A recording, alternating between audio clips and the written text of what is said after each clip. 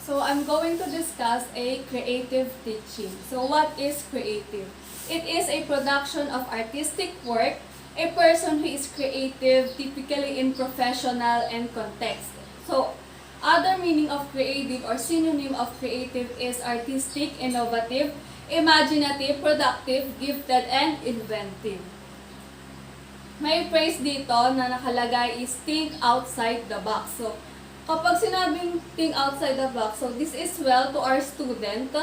Most kids had no idea what phrase mean how they go about think outside the box. So, the school are the one that constantly give kids of a piece of paper, the equivalent of a flat box, and tell them stay, stay, stay. And the school provide what is in the box. They will provide the answer A, B, C, D. Kids became conditioned quickly to think only within given set of parameters. So, nalilimitahan yung pag-iisip ng bata. Next is creativity. Make new things, make new original things. So, we will know how we can create new things, new ideas. If a school kill creativity, what can we do about it? Diba? So yung school natin, nung pinapatay yung creativity, nagiging teacher-centered na, anong magagawa natin bilang mga guro? Paano magiging learner-centered yung pagtuturo?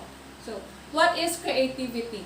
It is a generative system within a domain of thinking, and it also the ability to come up with ideas that are new, surprising, and valuable. So creative activity can rekindle the interest of students who have been turned off by school, and teachers who may be turned off by teaching in culture of control and compliance.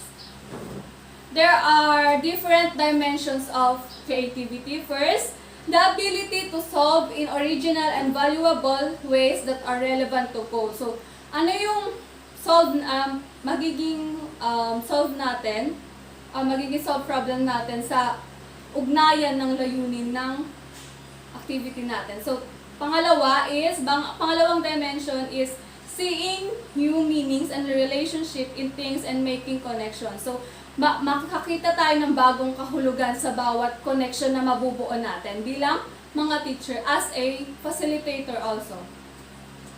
Then the third dimension is having original and imaginative thoughts and ideas about something. Ang pagkakaroon ng original at mapanlikha na kaisipan at ideya tungkol sa isang bagay. The fourth one is using the imagination and past experience to create new learning possibilities. So, gamit yung imahinasyon natin at nakaraang karanasan upang lumikha ng mga bagong posibilidad sa pag-aaral. Then, creative teaching also is a kind of teaching style that increase levels of motivation and self-esteem on the part of the learners and to prepare with flexible skills they need for the future. Developing the capacity to be creative is believed to have the potential to enrich lives and help contribute to a better society. So, dito sa creative teaching, tinataas yung level ng motivation at self-esteem. Ang malikhaing pagtuturo ay isang uri ng estilo ng pagtuturo na nagdaragdag ng mga antas sa pagganyak at pagpapahalaga sa sarili sa bahagi ng mga mag-aaral upang ihanda sila na may kakayang umangkop na kailangan nila sa hinaharap. Also, creativity is a process of breaking down and rebuild their knowledge about the topic and gain new insight to the nature of it. Ang pagkamalikhain, process siya ng pagkasira at muling pagbuo. Sisirain muna natin at bubuuin natin gamit ng mga new ideas at mga bagong pananaw sa katangian nito. So, ano nga ba yung purpose of creative teaching? So, the purpose of creative teaching methods. Creative teaching methods create cultural warriors and equip learners to handle a changing culture, to wrestle with understanding the times, and to discover how to respond as followers of God. So, Dito, ang mga malikhaing pamamaraan ng pagtuturo ay lumilikha ng mga magagandang katangian, pangkultura at magbibigay ng kasangkapan sa mga nag-aaral na hawakan ang isang bagong idea, bagong kultura, at paano tumugon bilang mga tagasunod ng Diyos. So, who can teach creatively? So, creativity is often described as quality of a person. It is more a quality of ideas, behaviors, and products may be discovered and experienced. So, creativity requires relationship. Teachers who are creative closely with their learners, being a creative classroom teacher may not be your forte, but it can be. So, for many teachers, creativity comes naturally, but for others, it does not. However, every single one of you has the potential to be creative teacher. So, ano nga ba yung mga katangian ng creative teacher? First is, are knowledgeable, may kaalaman ka. Pangalawa, require confidence. So, confident ka dapat sa pagtuturo, sa pagpapagawa mo ng activity. Pangatlo ay are committed to helping their learners succeed. So, tagumpay ng estudyante mo, tagumpay mo din. So, pang-apat are non-conformist, walang paborito or pinapaboran. Familiar with a wide range of strategies and techniques. So, madiskarte ka, dapat alam mo yung mga gagawin mo. Then, risk taker. So, subukin, try lang ng try, then willing to learn, matuto para sa mga estudyante. At last is reflective. Observe and mag-reflect ka sa sarili mo. How do you teach creatively? First is present ambiguities, uncertainties, and incompleteness. So, malinaw, dapat tiyak at complete yung mga idea mo. Pangalawa is heightened anticipation and expectation for what is to come. So, dapat may hope ka na kung ano yung pinagawa mo, dapat may reflection ka na at alam mo yung magiging resulta sa mga estudyante mo. Pangatlo is look at the same thing from a variety of psychological, sociological, cultural, physical, and emotional points of view. So, ito yung learner-centered nga, di ba, na umalis ka sa kasanayan, mag-aral, mag-isip at mga bagong ideas, katulad ng pagsasama-samahin mo yung sociological, cultural, physical, and emotional points of view. Then, ask provocative questions. Dito pumapasok yung pagiging learner-centered sa pagtuturo natin, yung art of questioning. Kasi, kung hindi ka magtatanong sa mga estudyante, hindi naman sasagot yung mga yan, di ba? Then, panglima, encourage step out of the comfort zone of known and familiar. So, tuklasin mo yung mga bagong ideas, hindi yung sa mga kasanayan mo. Then, explore missing elements and new possibilities. How do you teach creatively? First, pang-7 is use surprises. Diba masaya naman kapag nasusurprise sa mga estudyante, sa mga games, sa mga pwedeng techniques. Then, work to make events and place concrete visual. So, contextualization. Dito pumapasok yung contextualization na kung saan i-relate mo yung nangyayari sa komunidad mo or sa place mo dun sa activity na ipapagawa mo sa mga estudyante. So, pang-9 is experimental and test ideas. So, subok lang na subok, try lang ng try ng mga bagong ideas na pumapasok sa isipan mo bilang guro. Dahil kung hindi mo naman susubukan, hindi mo malalaman, hindi matututo yung mga estudyante. So, pang-10 is encourage hypothesis. So, try mo yung result. Every experience is learning. Next is basic consideration to be met in creative learning experience are: first, provide initial experience to interest a student in inquiring about a problem, concept, situation, or idea. The second one is provide the student with manipulative situations and materials to begin avenues of exploration. And pangatlo, supply information sources for student questions.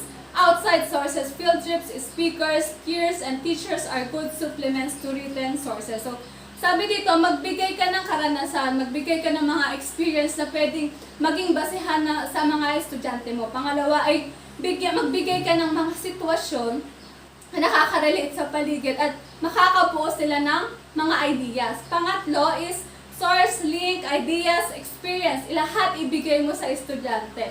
Kasi willing ka matuto para sa mga estudyante mo at ituturo mo sa mga mag-aaral. Yung pang-apat is, provide materials and equipment that will spark and encourage student experimentation and production. Pag-isipan mo yung mga gagamitin mong material para sa mga bata.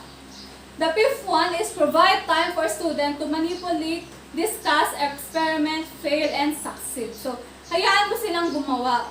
Then give time to them. Then provide guidance, reassurance, reinforcement for student ideas and hypothesis. So, magiging facilitator ka lang dito. Titignan mo lang, i-guide mo lang yung mga estudyante mo. Then, pang-7 is reward and encourage acceptable solution and solution strategy. So, magbigay ka ng, kung tumama or naging successful yung ginawa ng mga estudyante mo, magbigay ka ng reward bilang motivation sa kanila sa susunod na activity. So, dito ngayon is barriers to creativity. First, wrong prohibited. So, sobrang creative mo, may mga mali ka na palang nagagawa na sosobrahan na pala yung pagiging creative mo. Then, pangalawa, giving reasons for everything. Hindi naman lahat ay idadahilan mo. Then, pangatlo, control over. So, sa creativity, hindi mo kailangan kontrolin, kundi magbigay lang na magbigay sila ng ideas, hindi mo sila kailangan limitahan. Then, pang-apat, only one correct answer. So, sa creativity, lahat ng opinion ng mga estudyante mo, dapat alamin mo, hindi yung magsasabi ka ng mali or yung isa lang yung tama. Then, pang-lima is trying to be reasonable. Hindi palagi dapat tama, dapat may mga reason din. Then, pang-anim, self-criticism. So, dito yung negative internal thoughts. Imbes na negative yung maging reflection mo, dapat mamili ka ng mga positive at i-apply mo din yun sa pagtuturo mo. Then, 7 is fear. Takot. Alisin mo lang yung takot mo. Try lang ng try. So, creative ways overcome the barriers. So, first is your perception. To think otherwise. Mag-isip ka ng mga bagay na positibo. Then, pangalawa, express your thoughts in words. Matuto ka lang ng matuto, express mo lang yung mga ideas mo. Then notes. Mahalaga to dahil mag-note ka para din sa'yo yan dahil learning mo din yan. Kung may mga na-encounter ka na ganitong problem, pwede mong balik-balikan. Then, pang-apat is give yourself a break. So, hindi naman huwag puro trabaho. Bigyan mo din ng break yung sarili mo na dapat nag-enjoy ka, dapat masaya ka sa ginagawa mo. Then, pang-lima is repeat. Paulit-ulit para masanay ka, para alam mo na yung mga strategies, paano ma-handle yung mga estudyante. Then, pang-anim is get it over. Tapusin mo yung mga barriers para maging creative teachers ka. Then, tips for teaching creatively. First, place the learner in small group setting to work on creative project. In this way, everyone is learning and practicing creativity together. So, mas kakaunti sila sa grupo, plus sila gagawa, mas madaming members sa grupo, yung iba wala nang gagawin, yung iba tatambay na lang, papabayaan yung leader. Mas kakaunti sila, mas mati-distribute mabuti yung mga gagawin nila. Then, the second one is creative classroom encourage freedom for expression. It is the not laissez-faire.